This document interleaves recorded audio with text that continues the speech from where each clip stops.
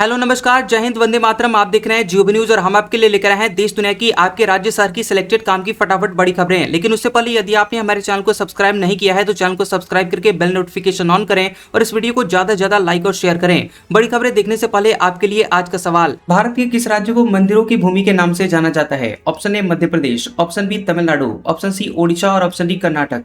इस सवाल का जवाब हमें कमेंट करें और आप किस राज्य और शहर की ज्यादा खबरें देखना चाहते हैं हमें कमेंट करके बताएं ताकि हम आपके राज्य शहर की ज्यादा खबरें दिखा सकें। चलिए अब देखते हैं आज की फटाफट बड़ी खबरें।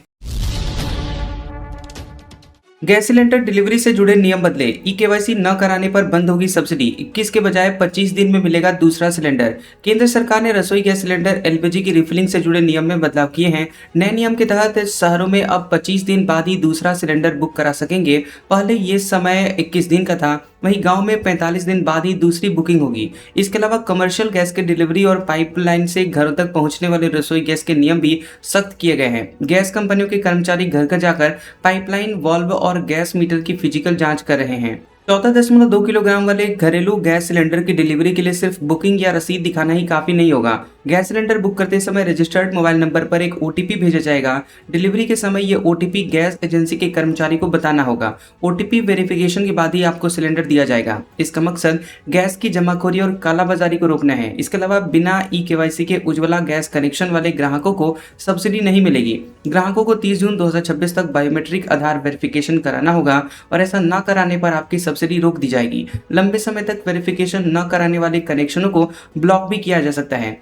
इसके अलावा केंद्र सरकार ने उज्ज्वला स्कीम के तहत सब्सिडी वाले सिलेंडरों की संख्या भी घटा दी है। पहले साल में 9 सिलेंडरों पर 300 रुपए की सब्सिडी दी जाती थी। जून 2026 से साल में सिर्फ 4 सिलेंडरों पर ही ये सब्सिडी मिलेगी। सब्सिडी सीधे ई-केवाईसी से लिंक्ड बैंक खाते में आएगी। बिहार सिपाही भर्ती परीक्षा, जूते चप्पल उतरवाकर चेकिंग। एग्जाम के लिए चलाई गई 7 स्पेशल ट्रेन, 993 पदों के लिए 2,25,000 अभ्यर्थी शामिल। केंद्रीय चयन पार्षद CSBC की ओर से बिहार पुलिस कांस्टेबल भर्ती परीक्षा के पूरे राज्य में एग्जाम हो रहा है और एग्जाम के लिए एंट्री 11 बजे बंद हो गई। परीक्षा सेंटर में कड़ी सुरक्षा के बीच छात्रों को एंट्री दी गई। मेटल डिटेक्टर से जांच की गई, जूते चप्पल खुलवाकर चेकिंग हुई। लिखित परीक्षा दोपहर 12 बजे से 2 बजे तक चली और इस भर्ती परीक्षा के तहत 993 पदों पर नियुक्ति की जाएगी। परीक्षा के लिए करीब 2,25,000 अभ्यर्थियों ने आवेदन किया है, यानी कि एक पद के लिए औसतन लगभग 227 उम्मीदवारों के बीच मुकाबला होगा। परीक्षा और कदाचार मुक्त और शांतिपूर्ण तरीके से संपन्न हो, इसके लिए प्रशासन ने व्यापक सुरक्षा व्यवस्था भी की है। कांग्रेस बोली, सरकार ने ऑपरेशन सिंदूर के शहीदों की जानकारी छिपाई। सरकार ने कहा यह दावा सही नहीं है। रक्षा मंत्री का बयान गलत तरीके से दिखाया गया। ऑपरेशन सिंदूर में भारत के 6 शहीद जवानों के नाम अब सार्वजनिक करने के बाद विवाद हो गया है। दरअसल कांग्रेस ने सरकार पर शहीदों के नाम छिपाने का आरोप लगाया। कांग्रेस नेता पवन खेड़ा ने कहा कि सरकार ने इन जवानों की शहादत 1 साल तक सार्वजनिक नहीं की, उन्हें वह सम्मान नहीं मिला जिसके वे हकदार थे। उन्होंने रक्षा मंत्री राजनाथ सिंह के संसद में दिए गए एक बयान का वीडियो एक्स पर शेयर किया, जिसमें राजनाथ सिंह ने एक सवाल के जवाब में कहा था कि ऑपरेशन सिंदूर में किसी को नुकसान नहीं पहुंचा है। खेड़ा ने कहा कि 2 ही संभावनाएं हैं, या तो रक्षा मंत्री को उस समय 6 जवानों की शहादत की जानकारी नहीं थी या फिर उन्होंने संसद को गुमराह किया। दोनों ही स्थितियां गंभीर हैं। और उधर रक्षा मंत्रालय ने कहा कि राजनाथ सिंह के संसद में दिए गए बयान को गलत तरीके से पेश किया जा रहा है। राम मंदिर चढ़ावा चोरी मामले में 8 आरोपियों के घर पुलिस की एक साथ छापेमारी। टिन्नू के घर अलमारी और बक्से खंगाले। अनुकल्प के यहां डायरी मिली। राम मंदिर चढ़ावा चोरी के मामले में जेल में बंद 8 आरोपियों के घरों पर रविवार सुबह 7 बजे पुलिस की टीमों ने एक साथ 8 जगह पर छापेमारी की। इस दौरान 3 आरोपियों के घर पर ताला लगा हुआ था। पुलिस ने पड़ोसियों से सवाल जवाब किए। चंपत राय के करीबी राम शंकर यादव उर्फ टिन्नू के घर पर ताला लगा मिला। आरोपी अनुकल्प मिश्रा के घर पर भी छापेमारी हुई। खरीदी गई संपत्तियों के दस्तावेज और बैंक अकाउंट डिटेल खंगाले गए। पुलिस को अनुकल्प के घर डायरी और कुछ अहम दस्तावेज मिले हैं। पुलिस का मानना है कि डायरी राम मंदिर चढ़ावा चोरी प्रकरण से संबंधित है।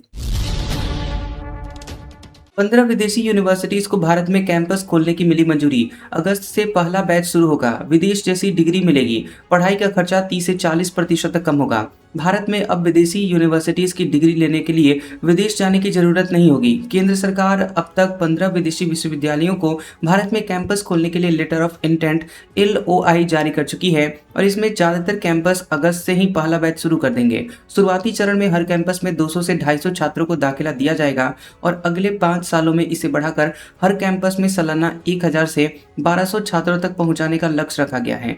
मुंबई, दिल्ली और बेंगलुरु में university of Aberdeen, Bristol, York, Illinois Tech, Liverpool और विक्टोरिया यूनिवर्सिटीज जैसे संस्थान अपने कैंपस खोल रहे हैं। मौजूद सत्र के लिए 10,000 से ज्यादा आवेदन मिल चुके हैं। जुलाई में 12 दिन बैंकों में काम नहीं होगा। 4 रविवार और 2 शनिवार के अलावा अलग अलग जगहों पर 6 दिन बैंक बंद रहेंगे। अगले महीने यानी जुलाई के महीने में अलग अलग राज्यों व शहरों में कुल 12 दिन बैंक बंद रहेंगे। 4 रविवार, दूसरे चौथे शनिवार के अलावा 6 दिन अलग अलग जगहों पर बैंकों में कामकाज नहीं होगा।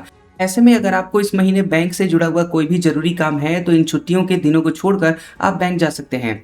इस टॉपिक पर ज़्यादा जानकारी के लिए हमने एक वीडियो बनाया है कि बैंक की छुट्टियां किस किस दिन जुलाई में रहने वाली हैं। उस वीडियो को आप ध्यान से देख सकते हैं कि किस किस दिन आप बैंक नहीं जा सकते या आपके राज्य शहर में बैंक उस दिन बंद रहने वाले हैं। ट्रंप बोले, ईरान नहीं सुधरा तो उसका अस्तित्व नहीं बचेगा। अमेरिका ने ईरान के 10 सैन्य ठिकानों पर हमले किए। ईरान का बहरीन, कुवैत पर अटैक। अमेरिकी राष्ट्रपति डोनाल्ड ट्रंप ने कहा कि अगर ईरान नहीं सुधरा तो उसका अस्तित्व नहीं बचेगा। ट्रूथ सोशल पर पोस्ट में उन्होंने कहा कि लगता है कि ईरान कभी नहीं सुधरेगा, लेकिन हम और संयम नहीं बरत पाएंगे। एक समय ऐसा भी आ सकता है जब हमें उस सैन्य अभियान को पूरा करना पड़ेगा जिसकी शुरुआत हमने बहुत सफल तरीके से की थी। अगर ऐसा हुआ तो ईरान का अस्तित्व उस समय नहीं बचेगा। अमेरिकी सेंट्रल कमांड सेंटकॉम के मुताबिक नौसेना ने ईरान के 10 सैन्य ठिकानों पर हमला किया है। सेंटकॉम के मुताबिक ये हमले हॉर्मुज स्ट्रेट के पास ईरानी ठिकानों पर किए गए। यह कार्रवाई MT कीकू नाम के तेल टैंकर पर हुए ईरानी ड्रोन हमले के जवाब में की गई है। चंपत राय अयोध्या से हटेंगे, दिल्ली जाना तय। अनिल मिश्रा साइडलाइन होंगे। राम मंदिर ट्रस्ट के महासचिव या CEO बन सकते हैं नृपेंद्र मिश्रा। राम मंदिर ट्रस्ट ने आखिरकार 27 जून 2026 को महासचिव चंपत राय और ट्रस्टी डॉक्टर अनिल मिश्रा के इस्तीफे की पुष्टि की। करीब 30 घंटे तक ट्रस्ट और विश्व हिंदू परिषद दोनों ही इस्तीफे की खबर को सार्वजनिक करने से बचते रहे। अब 11 जुलाई को अयोध्या के मणिराम दास जी की छावनी में ट्रस्ट की बैठक होने वाली है। सूत्रों के मुताबिक कहा जा रहा है कि बैठक में चंपत राय और अनिल मिश्रा के इस्तीफे को स्वीकार कर लिया जाएगा। और इतना ही नहीं, अब चंपत राय का अयोध्या से हटना तय हो गया है। उनका अगला ठिकाना दिल्ली में होगा। उनको विश्व हिंदू परिषद मुख्यालय में बैठाया जा सकता है। दूसरी ओर राम मंदिर के निर्माण प्रभारी गोपाल राव को अयोध्या से हटाकर पश्चिम भारत भेजने का मन बना लिया गया है। डॉक्टर अनिल मिश्रा को ट्रस्ट से हटाकर किसी भी प्रमुख पद की जिम्मेदारी नहीं देने की बात चल रही है।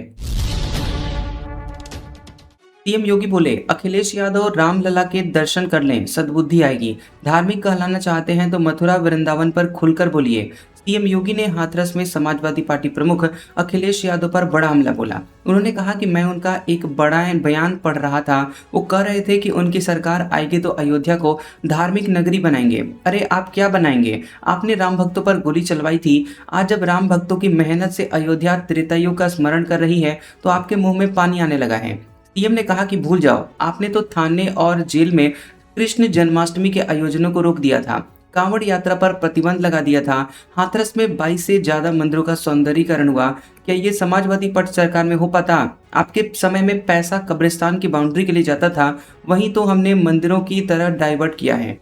योगी ने कहा कि अखिलेश जी, आप अयोध्या की चिंता छोड़ दीजिए, पश्चाताप कीजिए, एक बार रामलला के दर्शन कर लीजिए, सद्बुद्धि आ जाएगी। अगर सचमुच खुद को धार्मिक दिखाने की कोशिश करने में लगे हैं तो मथुरा वृंदावन पर खुलकर बोल दीजिए, कृष्ण जन्मभूमि पर बोलिए। राम जन्मभूमि मुक्ति आंदोलन की तर्ज पर श्री कृष्ण जन्मभूमि की मुक्ति का अभियान चलना चाहिए, सम्मान मिलना चाहिए।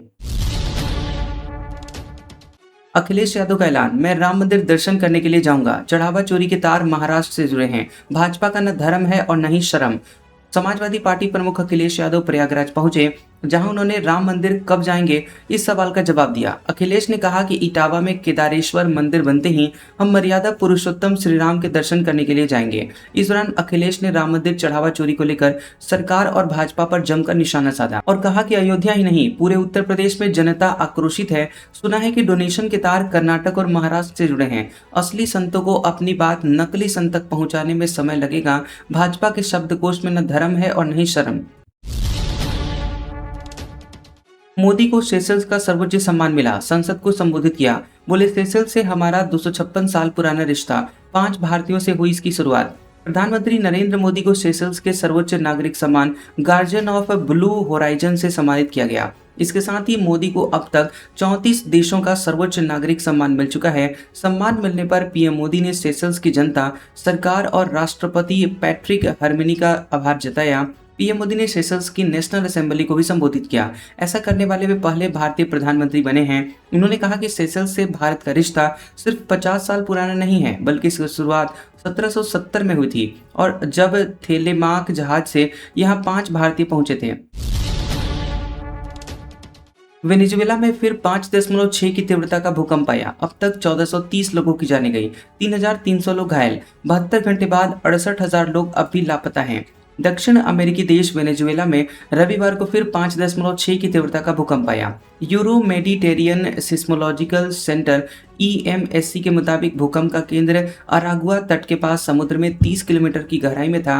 ये भूकंप 24 जून को आए 7.2 और 7.5 की तीव्रता के 2 शक्तिशाली भूकंपों के बाद शनिवार को 4.9 की तीव्रता का भूकंप आया था। वेनेजुएला में अब तक 1430 लोगों की जान जा चुकी है। इसके साथ ही 3300 से ज्यादा लोग घायल हो चुके हैं। अधिकारियों के मुताबिक भूकंप के 72 घंटे बाद करीब 68,900 लोग अब भी लापता हैं और मलबे में फंसे लोगों की तलाश की जा रही है। एक्सपर्ट्स का मानना है कि भूकंप के बाद शुरू के 48 से 72 घंटे ही सबसे जरूरी होते हैं और इस समय लोगों को बचने की उम्मीद ज्यादा रहती है। एमपी में बिजली गिरने से 4 लोगों की जाने गई। मानसून 22 राज्यों में पहुंचा। यूपी में एंट्री संभव। राजस्थान में पारा 43 डिग्री सेल्सियस के पार। देश के 6 राज्यों उत्तर प्रदेश, राजस्थान, हरियाणा और दिल्ली के कई इलाकों में प्री मानसून बारिश जारी है। हालांकि 7 राज्यों में तेज गर्मी पड़ रही है। उत्तर प्रदेश, राजस्थान और हरियाणा में पारा 43 डिग्री सेल्सियस से ज्यादा दर्ज किया गया। मध्य प्रदेश में आंधी और बारिश के बीच बिजली गिरने से 4 लोगों की जान चली गई, जबकि 7 लोग झुलस गए। शिवपुरी में तेज हवा से कई जगह पर पेड़ और बिजली के खंभे उखड़ गए। एक ढाबा और मकान ढह गया। कार, बाइक और पेट्रोल पंप को नुकसान पहुंचा है। रतलाम में बारिश से सड़कों और अंडर ब्रिज में पानी भर गया। उत्तर प्रदेश के हमीरपुर में भी बिजली गिरने से किसान की जान चली गई। राजस्थान के 16 जिलों में बारिश हुई है। बिहार के बेगूसराय, बांका समेत 6 जिलों में तेज बारिश हो रही है। मुजफ्फरपुर में 1 घंटे की बारिश से कई जगह पर पानी जमा हो गया। मानसून ने देश के 22 राज्यों को कवर कर लिया है और 5 जुलाई तक बाकी राज्यों को कवर कर सकता है। यूपी में मानसून 9 दिन लेट है और आमतौर पर 20 जून तक ये आ जाता है, लेकिन इस बार 16 दिनों से बिहार बॉर्डर पर रुका हुआ है और बिहार बॉर्डर से प्रदेश में एंट्री कर सकता है। मौसम से जुड़ी हुई और भी जरूरी जानकारी के लिए या फिर देश भर के मौसम को जानने के लिए आप हमारे मौसम के वीडियोस को देख सकते हैं। टीएमसी बागी गुट की 47 पूर्व पार्षदों के साथ बैठक। ममता गुट ने शिकायत दर्ज कराई। कहा पार्टी के नाम सिंबल का गलत इस्तेमाल हुआ। तृणमूल कांग्रेस यानी टीएमसी के बागी गुट ने एक हफ्ते में दूसरी बार मीटिंग की है, जिसमें 47 पूर्व पार्षदों को शामिल किया गया। बैठक पूर्वी कोलकाता के टॉपसिया इलाके में हुई है और इससे पहले 22 जून को न्यू टाउन में भी बागी गुट की बैठक हुई थी। दोनों बैठकों में टीएमसी का नाम और चुनाव चिन्ह इस्तेमाल किया गया, लेकिन ममता बनर्जी की तस्वीर नहीं लगाई गई। इधर ममता बनर्जी गुट की डोला सेना ने न्यू टाउन और प्रगति मैदान थाने में शिकायत दर्ज कराई है। शिकायत में फर्जी दस्तावेज और इलेक्ट्रॉनिक संदेश प्रसारित करने के साथ बिना अनुमति बैठक करने का भी आरोप लगाया गया है। पीएम मोदी बोले भारत समुद्र से आकाश तक सुरक्षित। देश में 40 से ज्यादा C295 विमान बनाए जा रहे हैं। योग में भारत ने 114 पदक जीते। प्रधानमंत्री नरेंद्र मोदी ने मन की बात के 135वें एपिसोड में कहा कि भारत समुद्र से लेकर आसमान तक सुरक्षित है और इसी महीने DRDO के स्वदेशी long range land attack cruise missile का सफल परीक्षण किया गया। पीएम मोदी ने कहा कि जून के महीने में ही देश ने विमानन क्षेत्र में बड़ी सफलता हासिल की है। मेड इन इंडिया अभियान के तहत तैयार किए गए C295 विमान ने अपनी पहली सफल उड़ान पूरी कर ली है। वर्तमान में ऐसे 40 विमान भारत में ही बनाए जा रहे हैं। पीएम मोदी ने कहा कि इस बार दुनिया के 2500 से अधिक स्थानों पर योग के कई कार्यक्रम हुए। भारत ने अहमदाबाद में आयोजित विश्व योगासन चैंपियनशिप में शानदार प्रदर्शन करते हुए कुल 114 मेडल जीते हैं। इनमें 102 मेडल गोल्ड हैं और भारत पदक तालिका में पहले स्थान पर बना रहा। सोनम वांगचुक ने जंतर मंतर पर भूख हड़ताल की। नीट पेपर लीक पर धर्मेंद्र प्रधान के इस्तीफे की मांग। कॉकरोच जनता पार्टी के आंदोलन का 9वां दिन। लद्दाख के सोशल एक्टिविस्ट सोनम वांगचुक ने जंतर मंतर पर अनिश्चितकालीन भूख हड़ताल शुरू कर दी है। नीट पेपर लीक और सीबीएसई की गड़बड़ियों के विरोध में जंतर मंतर पर कॉकरोच जनता पार्टी के प्रदर्शन का 9वां दिन था। सीजेपी पिछले 20 जून से केंद्रीय शिक्षा मंत्री धर्मेंद्र प्रधान के इस्तीफे की मांग को लेकर प्रदर्शन कर रही है। भूख हड़ताल शुरू होते ही जंतर मंतर पर प्रदर्शनकारी और स्टूडेंट्स जुड़ने लगे हैं। वहीं प्रदर्शन में कई नेता, किसान नेता भी शामिल हुए हैं। भूख हड़ताल शुरू करने से पहले सोनम वांगचुक और पार्टी के फाउंडर अभिजीत दीपके ने राजघाट जाकर महात्मा गांधी को श्रद्धांजलि दी। सिया चेतन के सामने केतन मर्डर का सीन रिक्रिएट किया गया। पुलिस दोनों को लोहगढ़ किले ले गई, दीवार से डमी गिराकर देखा। पुणे मर्डर केस में पुलिस ने रविवार को केतन को लोहगढ़ किले से गिराने का सीन रिक्रिएट किया। रिपोर्ट्स के मुताबिक इसके लिए पुलिस सुबह 6:30 बजे दोनों आरोपी सिया गोयल और चेतन चौधरी को लोहगढ़ किले लेकर पहुंची थी। टीम करीब 2.5 घंटे किले पर रही और डीएसपी गजानन टोम्पे ने कहा कि आज सुबह हम सिया गोयल को घटनास्थल पर लेकर आए। उसके बताए अनुसार पूरे घटनाक्रम का सीन रिक्रिएशन किया गया। इसके लिए केतन के समान वजन का एक डमी तैयार किया गया ताकि घटना को उसी तरह दोहराया जा सके और जांच की जा सके। आज का सुविचार, स्वयं को सोने के सिक्के की तरह बनाएं, जो कभी नाली में गिर जाए तो भी उसकी कीमत कम ना हो। कैसा लगा ये वीडियो हमें कमेंट सेक्शन में जरूर बताएं। वीडियो पसंद आया हो तो वीडियो को लाइक और शेयर करें और ऐसी इंटरेस्टिंग वीडियोस देखने के लिए हमारे चैनल जियोबी न्यूज को सब्सक्राइब करें और बेल आइकॉन को दबाएं। और हमारे ओल्ड और लेटेस्ट वीडियोस देखने के लिए हमारे प्लेलिस्ट और कम्युनिटी टैब को जरूर चेक करें। तो मिलते हैं अगले वीडियो में, तब तक के लिए आपका शुक्रिया।